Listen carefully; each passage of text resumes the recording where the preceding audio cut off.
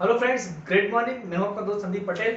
दोस्तों, हम पिछले दो वीडियो में स्प्रिंग ऑफ इंस्पिरेशन बुक की काफी सारे टॉपिक के बारे में बात कर चुके हैं और आज हम नया टॉपिक लेके आए हैं कि जो अर्थ जागृत मन होता है वो कहाँ पर होता है और मन की हमारी जो डिफरेंट डिफरेंट अवस्था है उसके बारे में बात करने वाले हैं।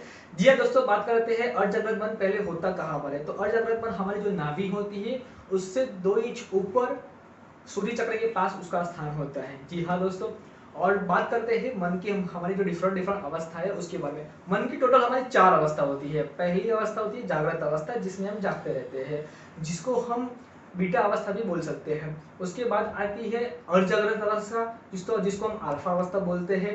उसके बाद आती है अजागृत अवस्था, जिसको हम थीटा अवस्था भी बोलते हैं। और चौथी आती है बेहोशी की अवस्था, जिसको हम डेल्टा अवस्था भी बोलते हैं। जी हाँ दोस्तों, ये 4 टोटल अवस्थाएं हैं।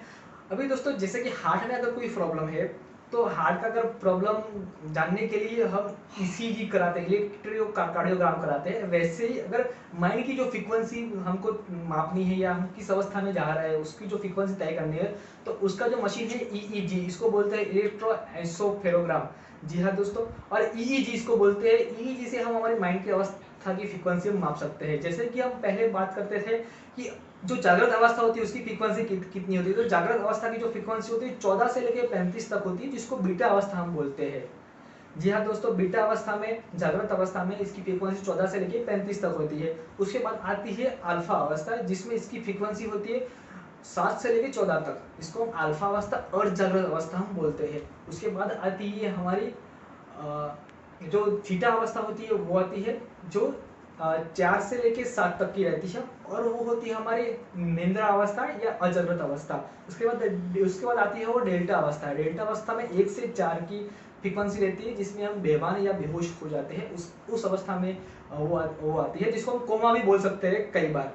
दोस्तों, ये 4 अवस्थाएं अलग अलग डिफरेंट डिफरेंट अवस्थाएं हैं। उसमें ज्यादातर जो अल्फा अवस्था में व्यक्ति जो भी विजुलाइज करता है, जो भी देखता है, वो ज्यादातर बातें जो अपने गोल्स को वो देखता है, वो ज्यादातर सच होने के चांसेस बहुत ज्यादा रहता है। तो बात कर रहे थे कि अल्फा अवस्था में फिर जा किस सकते हैं। अल्फा अवस्था में हम दो टाइप से हम जा सकते हैं। पहली तो हम कुदरती एज ए नेचर जाते हैं। एज ए नेचर किस तरह से, तो पहला जब हम सोते हैं, जब सोने की तैयारी करते हैं तो जागते हैं, फिर सोने की तैयारी करते हैं, उस टाइम जागते हैं, फिर धीरे धीरे हम अर्धजागृत अवस्था में आते हैं, फिर सोते हैं।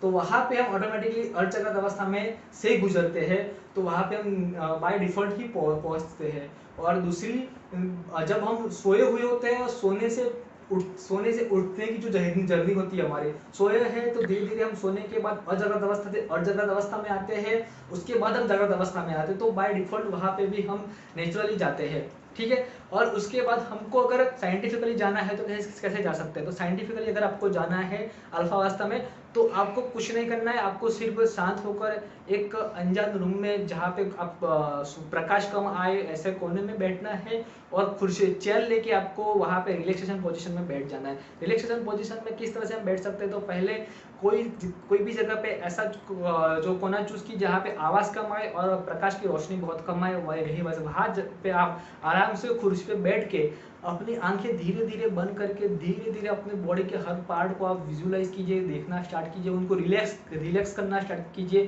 धीरे धीरे आप बाय डिफॉल्ट अल्फा अवस्था में पहुंचते जाएंगे, और उस अवस्था में आप जो भी चाहते हो वो विजुलाइज करना स्टार्ट कर लीजिए। वो सब बातें वहाँ पे आपको हकीकत बनती है। जी हाँ दोस्तों, ये वीडियो अगर अच्छा लगता है तो इसको लाइक कीजिए, शेयर कीजिए, और अभी तक मेरी चैनल को आपने सब्सक्राइब नहीं किया तो मेरी चैनल को सब्सक्राइब कीजिए। थैंक यू वेरी मच दोस्तों।